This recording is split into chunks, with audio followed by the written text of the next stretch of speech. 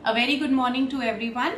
आप सबको मेरा प्यार भरा नमस्कार। मैं doctor Saloni Manchanda, ABC centre Kurukshetra से आज आप लोग को फाइब्रो एडेनोमा के बारे में कुछ बताना चाहती हूँ। फाइब्रो एडेनोमा हॉर्मोन्स के चलते, डिसबैलेंस के चलते गांठें होती हैं जो यंग फीमेल्स में हो जाती हैं। यंग फीमेल्स जो 15 साल से लेके 35 साल की उम्र के बीच की गर्ल्स में जनरली ये गांठें देखी जाती हैं और ये बहुत ज्यादा कॉमन प्रेजेंटेशन है क्लिनिकल किसी भी ब्रेस्ट ओपीडी का। ये गांठें बहुत ज़्यादा एंजाइटी और नर्वसनेस क्रिएट करती हैं पेशेंट में भी और उनके घर वालों में भी। जनरली माँ बहुत परेशान होकर आती हैं कि मेरी बेटी की छाती में ऐसी रसोली हो गई है, गांठ हो गई है। तो आज उस एंजाइटी को थोड़ा कम करने का मेरा उद्देश्य है अपनी इस वीडियो के थ्रू। फाइब्रो एडेनोमा हार्मोन के डिसबैलेंस के चलते गांठें बनती हैं। ये गांठ अमूमन नहाते समय या किसी समय अपने आप को क्लीन करते समय मरीज को जनरली फील होती हैं छाती में। जनरली इनमें पेन नहीं होता, कुछ गांठें पेनफुल भी हो सकती हैं। ये एक गांठ या कई एक गांठें एक छाती में या दोनों छाती में किसी भी तरीके से प्रेजेंटेशंस कर सकती हैं। ये गांठें जनरली, जैसे मैंने आपको बताया, हार्मोन डिसबैलेंस के चलते बनती हैं छाती में। ये कैंसर की गांठ नहीं होती है। हर फाइब्रो एडेनोमा को सर्जरी करके, ऑपरेशन करके निकालने की आवश्यकता बिल्कुल नहीं है। सिर्फ 3 परिस्थितियों में फाइब्रो एडेनोमा को सर्जरी करने की हम राय देते हैं। पहली कंडीशन, यदि इसका साइज बहुत बड़ा है।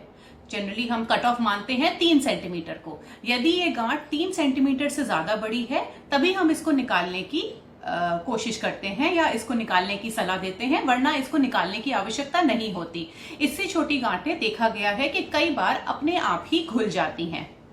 दूसरा रीजन तब होता है जब ये गांठ सिम्टोमैटिक हो। इसका मतलब जब ये गांठ आपको कोई तकलीफ दे रही है या आपको कोई दिक्कत दे रही है, जैसे कि दर्द है या खिंचाव है या तनाव का एहसास हो रहा है, मरीज उस गांठ की वजह से परेशान है, तब इस गांठ को निकालने की आवश्यकता होती है, वरना निकालने की कोई आवश्यकता नहीं।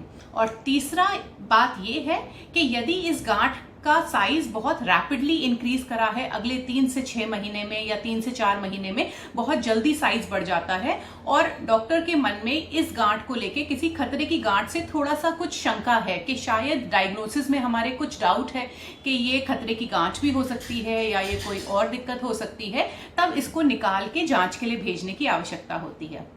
इन 3 के अलावा आप लोग को बिल्कुल एंजाइटी की जरूरत नहीं है इस गांठ से रिलेटेड। ये कोई खतरे की बात नहीं है, बहुत नॉर्मल सी चीज है। और जनरली अगर आपकी गांठ को निकालने के लिए नहीं बताया गया है और कुछ सपोर्टिव ट्रीटमेंट दिया गया है इसके संबंध में, तो डॉक्टर आपको 3 महीने से 6 महीने के बीच में फॉलो अप के लिए बुलाते हैं गांठ की जांच करने के लिए।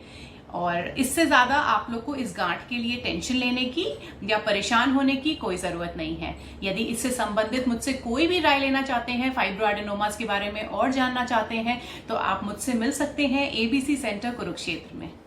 नमस्कार।